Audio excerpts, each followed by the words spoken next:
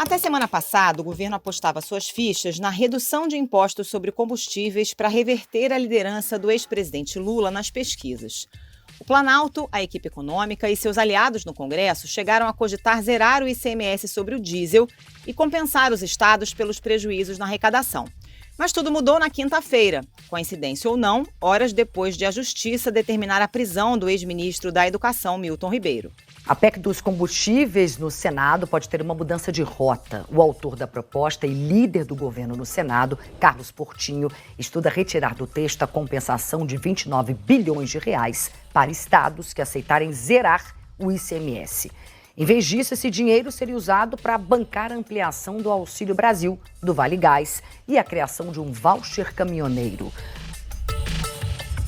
De acordo com o plano, o Auxílio Brasil será de R$ 600 até dezembro. O voucher para os caminhoneiros será de R$ 1.000. Isso sem contar o custeio do impacto da gratuidade para idosos, de forma a evitar reajustes no transporte público. A conta pode chegar a 38 bilhões de reais e fura o teto de gastos públicos. Também pode burlar a lei eleitoral.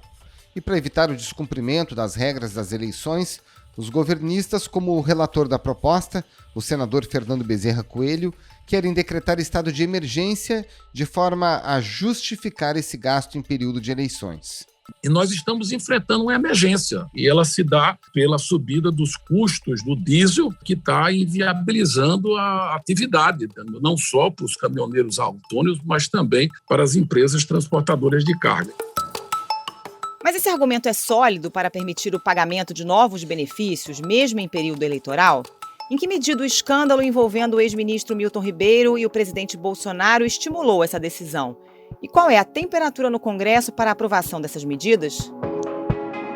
Esses são os temas do Ao Ponto desta segunda-feira. Eu sou Roberto Maltic, estou com a Carolina Moran e nesse episódio conversamos com o repórter Manuel Ventura, que acompanha de perto a elaboração das propostas, e com a repórter Mariana Muniz, que ouviu ministros do TSE e especialistas sobre a legalidade do pacote eleitoral. Fique com a gente.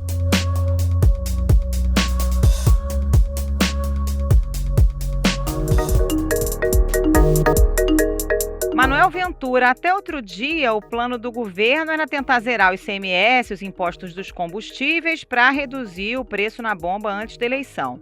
Agora isso foi trocado de forma abrupta por uma ação que envolve dinheiro na veia, né? Auxílio Brasil de R$ 600, Pix caminhoneiro de R$ 1.000, entre outras benesses. O que deu no governo? Pois é, Carol, na semana passada ocorreram várias reuniões no Palácio do Planalto para discutir a estratégia do governo diante do aumento dos combustíveis e também da proximidade das eleições presidenciais. E uma coisa que o governo detectou é que essa estratégia de pagar aos estados para reduzirem o ICMS sobre combustível e gás de cozinha teria um impacto muito baixo, tanto na bomba quanto o impacto eleitoral ruim na avaliação do governo. Então o governo decidiu trocar uma compensação aos estados pela redução do ICMS, que estava prevista aí em torno de 26 bilhões de reais, e pegar esse dinheiro, pegar a maior parte desse dinheiro e colocar ainda um pouco mais para colocar dinheiro diretamente no eleitorado, quer dizer, diretamente por meio do Auxílio Brasil, pelos caminhoneiros, também com o Vale Gás. Então foi feita uma troca na ação do governo, gastando ali um valor um pouco equivalente. Pelo governo entender que o dinheiro que seria destinado aos estados para reduzir o ICMS é ineficaz, tanto do ponto de vista eleitoral, ou seja, não teria um impacto bom para o Palácio do Planalto, para o presidente Bolsonaro, e também do ponto de vista econômico, porque na avaliação do governo, agora a avaliação do governo é que essa redução do ICMS iria demorar para ser sentida na bomba. Agentes da Polícia Federal prenderam o ex-ministro Milton Ribeiro antes das 8 horas da manhã de ontem, no prédio em que ele mora, em Santos. A PF pediu a prisão na Operação Acesso Pago, que investiga a prática de tráfico de influência e corrupção para a liberação de recursos do Fundo Nacional de Desenvolvimento da Educação, o FNDE. Agora, Manuel, no meio do caminho, a gente teve a prisão do ex-ministro da Educação, Milton Ribeiro. Inclusive, tem ele falando para a filha, o Milton Ribeiro, que o presidente estava com medo de busca e apreensão e tudo mais.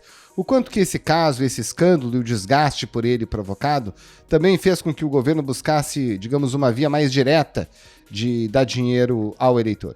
Olha, Maltic, a decisão de aumentar o Auxílio Brasil e de criar o Vale Caminhoneiro, elas foram tomadas exatamente no mesmo dia que o Milton Ribeiro foi preso e sacramentadas nesse mesmo dia, e o governo passou a ventilar isso quase que publicamente na mesma época. A decisão é no intuito de dar, primeiro, um fato novo para a campanha de Bolsonaro e, ao mesmo tempo que dá um fato novo, um fato positivo, colocar dinheiro diretamente para os consumidores, para o eleitor, no caso, e não o dinheiro ser intermediado pelos estados, porque a proposta anterior era compensar os estados por uma redução do ICMS, que para o governo iria demorar para ter um efeito na bomba, ou seja, demorar para ter um efeito para o consumidor e para o eleitor, e no caso do Auxílio Brasil, o efeito é imediato. Assim que o programa for aprovado, ele vai ser, o dinheiro, a ampliação desse valor vai cair na conta dos beneficiários do programa. Agora, Manuel, como é que o governo pretende viabilizar esses gastos? Porque estão previstos fora do teto e também em período eleitoral, em que há uma vedação de criar novos benefícios ou aumentar os valores. Como é que o governo pretende resolver isso? Olha, Carol, primeiro que tudo isso vai ser colocado dentro de uma proposta de emenda à Constituição. Aliás, vai ser mais uma proposta de emenda à Constituição patrocinada pelo governo Bolsonaro para tentar driblar um pouco as regras fiscais. Primeiro, para gastar esses valores fora do teto de gastos, né, que é aquela regra que trava as despesas da União, e essa regra, os gastos já estão todos limitados pelo teto, então vai ser preciso gastar fora do teto.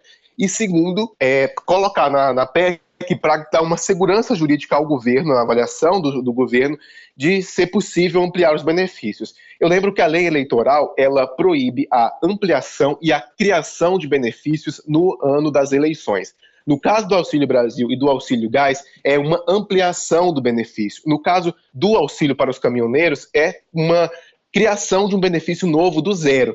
E o governo, ainda além disso, vai criar uma compensação pela gratuidade do transporte público nas cidades para os idosos. Isso é uma forma de tentar não aumentar o preço das passagens nas regiões metropolitanas do país. Tudo isso vai ser estabelecido, para que tudo isso seja viabilizado. Uma ideia do governo, que vai ser apresentada hoje no Senado, é instituir um estado de emergência por conta do aumento do preço do diesel, por conta do aumento do preço dos combustíveis no mercado internacional. Tudo isso, a ideia do governo é que tudo isso seja viabilizado com esse estado de emergência, porque a lei eleitoral diz que é possível aumentar benefícios e criar benefícios apenas em casos de emergência no ano das eleições. Bom, e aí a gente parte para a política, né? A decisão também é do Congresso. A gente sabe o que pensa o presidente da Câmara, Arthur Lira. Ele é entusiasta de qualquer medida que possa favorecer eleitoralmente o presidente Jair Bolsonaro e toda essa base que está apoiando o Bolsonaro nesse momento. Como está o encaminhamento disso também no Senado? Há uma maioria, o governo confia que essa PEC vai ser aprovada nesses termos? Olha, há um entendimento do governo e um entendimento entre os líderes do Senado é que há maioria para aprovar essa PEC nesta terça-feira já. Teve uma reunião entre líderes do Senado na última quinta-feira, em que foi o primeiro que foi informado, esses líderes foram informados dessas medidas, e praticamente todos os líderes concordaram que essas medidas seriam aprovadas rapidamente, porque existe uma avaliação também, porque esses deputados, esses senadores, eles estão em grande medida concorrendo às reeleição, então eles também estão sendo cobrados pelo eleitorado de aumento do preço dos alimentos e dos combustíveis, principalmente. Este é o 4º aumento do diesel e o 3º da gasolina este ano. A Petrobras não reajustava o preço da gasolina há 99 dias. E esses deputados e senadores também querem dar uma resposta. Por isso, há um entendimento de que será possível aprovar isso rapidamente, tanto no Senado quanto na Câmara, ainda neste mês. Manuel, a gente tem um ministro da Economia, em tese liberal, né? O ministro Paulo Guedes, mas que parece que agora está chancelando esse tipo de medida populista e que eleva os gastos. Mas entre os técnicos do Ministério, como é que eles avaliam essas medidas que podem, inclusive, afetar gastos em saúde e educação a partir do ano que vem, com essa queda de arrecadação do ICMS nos estados? Olha, entre os técnicos de carreira do Ministério da Economia, entre os técnicos do Tesouro Nacional, da Secretaria de Orçamento Federal, a avaliação é de que essas medidas elas vão, de fato, deteriorar as contas públicas ainda mais, que elas vão de criar uma situação de piora nas contas públicas e está criando também uma situação ruim para o ano que vem, porque o governo sancionou na semana passada, por exemplo, a zerar o PIS/COFINS e a CID combustíveis, quer dizer, os impostos federais sobre a gasolina, os impostos federais sobre o diesel também estão zerados, da mesma forma que o governo está fomentando a redução do ICMS. Tudo isso vai acabar batendo no ano que vem, que seria necessário aumentar, por exemplo, o imposto, porque o imposto, essa redução a zero só vale até o fim deste ano. Então, existe uma preocupação com a situação fiscal, porque um gasto muito grande está sendo feito no ano eleitoral, ao mesmo tempo em que as medidas de redução de arrecadação, elas precisariam ser revertidas. E a gente sabe que é sempre uma dificuldade aumentar imposto politicamente. Então, existe uma dúvida se esses impostos, de fato, voltarão a ser aumentados. E também tem uma questão que os técnicos de carreira do Ministério falam, é que o governo está subsidiando combustíveis fósseis. Né? A gente está falando de diesel, está falando de gasolina, que está sendo pago pelo governo para aumentar, e de alguma maneira, inclusive, aumentar o consumo desses combustíveis. Então, os técnicos de carreira, as pessoas que estão lá no Ministério, independentemente do governo, eles criticam, sim, a forma como essas medidas estão sendo adotadas, inclusive porque o problema dos combustíveis, do preço dos combustíveis, ele não apareceu na semana passada, ele já se arrasta no Brasil há muito tempo e até agora nenhuma medida concreta havia sido tomada. Agora, Manuel, lá no fundo, o pessoal mais ligado à política dentro do Ministério da Economia demonstra preocupação com o que pode acontecer com a economia em 2023 do Brasil, até considerando que, eventualmente, Jair Bolsonaro já não seja mais o presidente e, eventualmente, pode ser, inclusive, o ex-presidente Lula? Olha, o pessoal que está mais ligado à política, eles estão montando um discurso de que é preciso tomar essas medidas agora, justamente para evitar, na avaliação desse pessoal, a volta do ex-presidente Lula, porque na avaliação deles, essas medidas agora são um mal menor necessário para evitar a volta do PT ao poder, na avaliação dessas pessoas, e que é preciso fazer isso para continuar com o programa atual, como, por exemplo, as privatizações e as reformas que foram iniciadas em 2019. Então, essa é a avaliação da ala mais política do Ministério da Economia. E o mercado, hein, Manuel? Quando o governo gasta demais, acaba estimulando a inflação com esse problema fiscal, também acaba estimulando a fuga de capitais, a consequência é a elevação da taxa de juros e vira uma bola de neve. O mercado não está preocupado com esse populismo fiscal? O mercado está, sim, começando a ter uma atenção maior para isso, está se preocupando mais com isso, e a tendência é que isso se reverta num dólar maior, por exemplo, né, que o dólar reflete sempre esse risco fiscal. E um dólar maior significa, em alguma medida, alimentos mais caros, significam combustíveis mais caros. Então, o mercado, ao mesmo tempo que está começando a se preocupar com isso deve se reverter também no aumento do juros, já está acontecendo, mas também do dólar, que é um fator fundamental para a forma como os preços são formados no Brasil. Ou seja, o pessoal teme de fato uma fuga de capitais com pressão sobre o real, ou considerando que esse juro alto, né, e parece até uma contradição, né, com o juro alto, o rendimento das aplicações financeiras aqui no Brasil também é maior, e daí o mercado de fato se preocupa ou não está muito preocupado nesse momento de grande rentabilidade? Existe uma questão também, Maltic, que são os grandes gestores de fundos de investimento internacional, que têm bilhões de dólares para aplicar no mundo, existem algumas regras, e esses fundos eles não podem aplicar em países com uma situação fiscal ruim. Então, mesmo que a rentabilidade e o juro seja muito alto, esses fundos que têm dinheiro maior, que pode realmente acabar trazendo dinheiro para o Brasil, esses fundos também têm uma preocupação com a credibilidade do país. Então, não é necessariamente um juro alto que vai trazer grandes investidores para o Brasil, porque esses fundos internacionais com grandes recursos para investir, eles também têm que olhar essa parte fiscal, eles têm algumas regras onde pode alocar seus recursos. Manuel Ventura, muito obrigado pela sua participação, um abraço e uma ótima semana. Valeu, Manuel, um abraço. Muito obrigado e bom trabalho.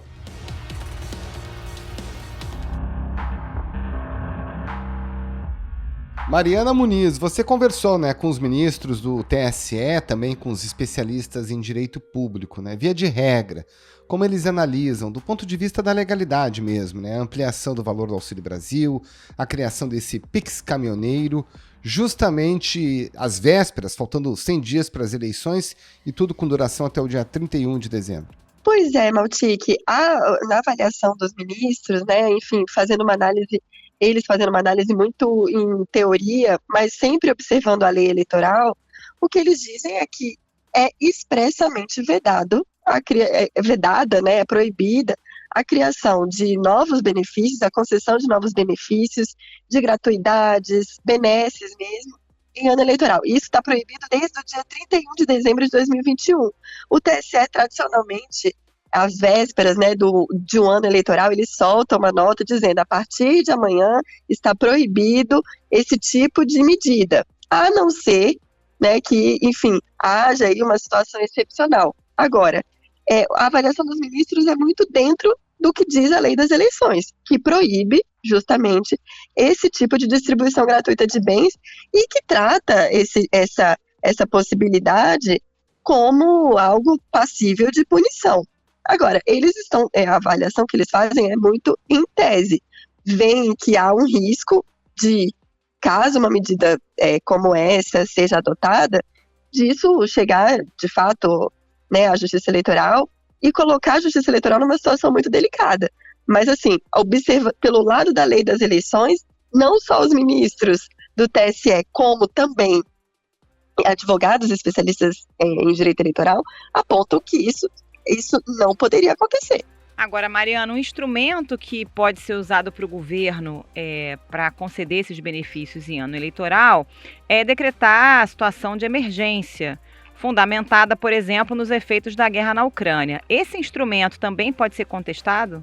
Sim, Carol, na avaliação dos ministros, isso poderia sim ser questionado. Inclusive, alguns dos ministros com quem eu conversei entendem que poderia se tratar, inclusive, de uma usurpação, né, de você dizer um desvio de finalidade. Então, agora, isso precisaria ser provocado, né? Poderia ser provocado pelo Ministério Público, poderia também ser provocado por outros partidos, mas a avaliação dos ministros é que você criar um estado de calamidade, porque o que acontece? A lei das eleições, ela veda a distribuição desses benefícios, mas ela permite justamente que isso aconteça diante de um estado de calamidade. O governo federal decretou hoje oficialmente emergência sanitária e mandou para o Congresso um projeto de lei com medidas contra a epidemia do novo coronavírus. Você não vai proibir que um governo ajude pessoas, por exemplo, na pandemia, já que se está num ano de eleição, né? Agora, a análise que eles fazem é qual é o objetivo da criação desse estado de calamidade, né? Existe mesmo um estado de calamidade? Existe uma correlação entre o motivo para você criar um estado de calamidade e a finalidade dele mesmo, né? Qual que seria a última finalidade? É possibilitar a criação de um novo auxílio? Então, eles fazem essa ponderação, analisam que tudo vai depender da forma como essa PEC vai ser feita, né, do que vai estar escrito ali naquela PEC. Então, todo mundo falando com muita cautela. É difícil eles baterem o martelo e dizerem, não, isso também vai ser questionado, né? Bom, mas a questão toda se for apenas uma solução para criar novos benefícios, isso, certamente, na avaliação desses ministros, isso poderia ser questionado. Se isso for questionado e for levado a julgamento, o tipo de punição prevista vai de multa até mesmo uma eventual cassação de chapa? Sim, Maltic. O que acontece? O TSE tem uma série de julgamentos, já analisou questões nunca envolvendo o presidente da República, né? Os advogados eleitoralistas citam justamente que, olha, envolvendo o presidente da República, uma análise como essa nunca foi feita, mas existem sim uma série de julgamentos que vão desde punições mais brandas, tipo multa. Então, prefeitos que distribuíram terreno no ano eleitoral, e isso acaba chegando ao TSE e o TSE mantém essas condenações. A Justiça Eleitoral cassou o mandato do prefeito de Sabará, Vander Borges, do PSB. De acordo com a sentença, houve abuso de poder econômico e político nas eleições de 2020. Mas poderia sim haver uma condenação mais grave, né, que, enfim, inclusive poderia levar a uma cassação posterior, né, digamos que haja uma reeleição e esse assunto seja questionado, isso poderia levar, inclusive, a uma cassação posterior a eleição. Então, essa observação foi feita aí por ministros do TSE, ouvidos reservadamente. Agora, no âmbito do TSE, o que poderia acontecer de concreto, então, seria uma cassação dessa chapa posteriormente, ou poderia haver, inclusive, um impedimento antes das eleições, apesar do prazo ser muito exíguo, né? A gente está aí a 100 dias da eleição, Mariana. Isso, Carol, as possibilidades são essas. Agora, a sutileza dessa história é que coloca a Justiça Eleitoral numa posição muito difícil, né? A gente está no momento, a gente está a 100 dias das eleições, a Justiça Eleitoral super atarefada com registros de candidatura, enfim, lidando com uma série de questões, e imagina um assunto desse chegando para a Justiça Eleitoral analisar. Agora, poderia ser tanto uma impugnação da chapa, segundo dizem os especialistas, né, em direito eleitoral, como poderia haver, sim, uma cassação posterior. Mariana Muniz, muito obrigada pela participação. Bom trabalho para você. Valeu, Mari. Muito obrigado. Uma ótima semana. Obrigada.